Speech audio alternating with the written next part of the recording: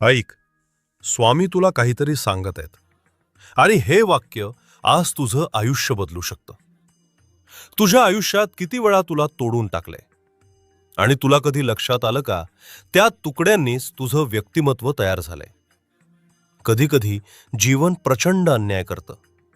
विश्वास ठेवलेले लोक धोका देतात, स्वतःचे लोक पाठ फिरवतात आणि स्वप्न तुझ्या डोळ्यासमोर चिरडली जातात. तेव्हा एकच प्रश्न, मीच का? आणि तेव्हाच स्वामी म्हणतात, तुला संकट दिली गेली कारण तू कमजोर नाहीस, तू निवडलेला आहेस. सर्वात काळोख रात्रीच सर्वात तेजस्वी तारे जन्माला येतात. आज तू जिथे उभा आहेस ते तुझं शेवटचं ठिकाण नाही, हा तुझा टर्निंग पॉइंट आहे.